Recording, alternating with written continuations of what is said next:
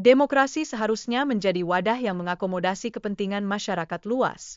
Namun, seringkali kita menyaksikan bahwa kepentingan elit lebih mendominasi, menciptakan ketidakadilan yang mencolok dalam sistem ini. Ketika suara rakyat tercerabut oleh kepentingan segelintir orang, kita dihadapkan pada dilema yang dalam mengenai keadilan dalam demokrasi.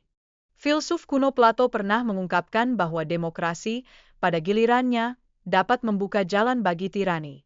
Dalam pandangannya, orang kaya dan berpendidikan akan selalu memanfaatkan kelemahan orang yang kurang beruntung.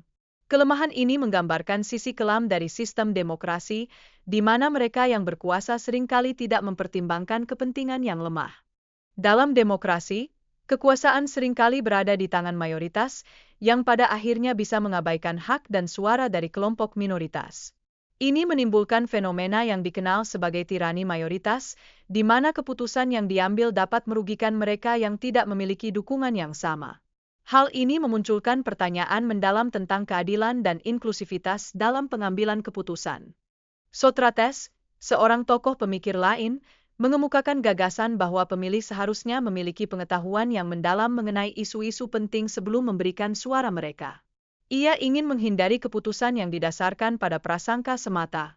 Dengan demikian, pentingnya pendidikan politik menjadi sangat jelas, karena pengetahuan dapat memperkuat kualitas keputusan yang diambil dalam proses pemilihan. Sementara itu, beberapa filsuf seperti Voltaire meragukan efektivitas sistem demokrasi dan cenderung lebih memilih monarki konstitusional. Mereka berpendapat bahwa pemimpin yang terpilih melalui jalur demokratis seringkali tidak mampu mengemban tanggung jawab dengan baik. Ketidakpuasan ini membawa kita pada refleksi tentang kualitas kepemimpinan dan efektivitas pemerintahan yang ada. Jason Brennan, seorang kritikus tajam terhadap demokrasi, menganggap sistem ini justru memperburuk rasisme dan menghasilkan pemimpin yang tidak kompeten. Ia berargumen bahwa pemilih yang tidak memahami tanggung jawab mereka akan menghasilkan pemimpin yang sama sekali tidak sesuai harapan. Dalam pandangan ini, penting bagi kita untuk merefleksikan peran serta pengetahuan pemilih dalam menciptakan pemimpin yang berkualitas. Kehadiran kelompok fanatik dalam dunia politik juga menjadi ancaman bagi kualitas demokrasi. Mereka sering menunjukkan sikap antipati terhadap kelompok lain, yang pada gilirannya menciptakan ketegangan dalam masyarakat. Ketegangan ini bisa berujung pada polarisasi yang menjauhkan kita dari tujuan utama demokrasi itu sendiri. Brennan juga mengidentifikasi adanya dua kelompok warga dalam demokrasi, yaitu hooligan dan vulkan. Kelompok vulkan memiliki pemahaman yang lebih mendalam tentang kebijakan politik, mereka lebih peka terhadap dinamika yang terjadi di sekitar mereka. Kontras antara kedua kelompok ini menunjukkan betapa pentingnya pemahaman dan keterlibatan dalam proses politik. Salah satu masalah mendasar dalam demokrasi adalah ketidaktahuan pemilih mengenai isu-isu penting. Ketidakpahaman ini menjadi penyebab utama dari hasil pemilihan yang tidak memuaskan dan pemimpin yang tidak berkualitas. Tanpa pengetahuan yang memadai, suara rakyat mungkin tidak mencerminkan harapan dan kebutuhan nyata masyarakat. Alexander Hamilton, salah satu pendiri negara, memperingatkan tentang bahaya demokrasi murni yang bisa menindas hak-hak minoritas dan memperkuat dominasi mayoritas. Peringatan ini menyoroti perlunya suatu perlindungan terhadap hak-hak kelompok yang lemah. Dalam konteks ini, sangat penting untuk menjaga keseimbangan agar semua suara didengar dan dihargai. Di beberapa negara, seperti Chili dan Filipina, kita sering menyaksikan bagaimana demokrasi dimanipulasi oleh elit untuk mempertahankan kekuasaan mereka. Ini menciptakan dinasti politik yang mengabaikan suara dan kebutuhan rakyat. Dalam kenyataan ini, kita harus bertanya-tanya seberapa jauh demokrasi benar-benar melayani kepentingan masyarakat luas. Dalam konteks Indonesia, kita melihat bagaimana para penguasa sering memanfaatkan retorika demokrasi agar tampak seolah-olah mereka membela kepentingan rakyat.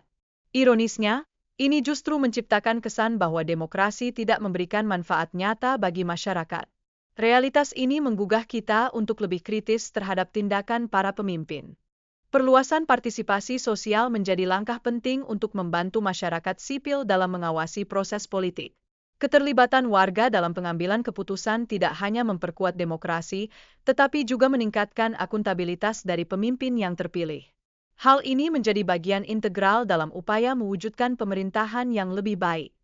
Masalah kemiskinan dan ketidakadilan masih tetap menjadi tantangan besar bagi banyak negara, terutama yang tergolong dunia ketiga. Kondisi ini seringkali berakar dari praktik kehidupan politik dan ekonomi yang tidak adil. Masyarakat perlu terlibat aktif dalam menyuarakan keadilan sosial agar perubahan positif dapat terjadi.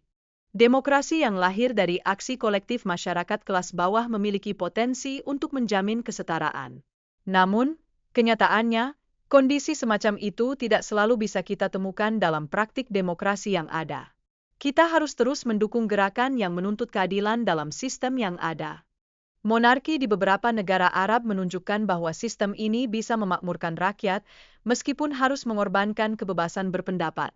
Fenomena ini menimbulkan pertanyaan tentang efektivitas berbagai sistem pemerintahan. Apa yang bisa kita pelajari dari keberhasilan dan kegagalan sistem tersebut? Meskipun tantangan besar terus menghantui, demokrasi tetap menjadi pilihan banyak negara. Perjuangan rakyat Mesir untuk meraih kebebasan adalah contoh nyata dari komitmen terhadap demokrasi. Namun, sejarah seringkali mencatat kegagalan dalam proses ini, menimbulkan keraguan akan stabilitas sistem demokrasi.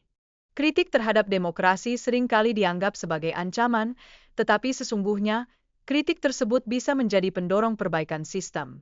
Ketidakpuasan yang disuarakan perlu disikapi dengan keterbukaan agar kita bisa mengejar perubahan yang lebih baik. Dalam perjalanan ini, penting bagi kita untuk tetap percaya bahwa demokrasi dapat diperbaiki dan dimaknai kembali.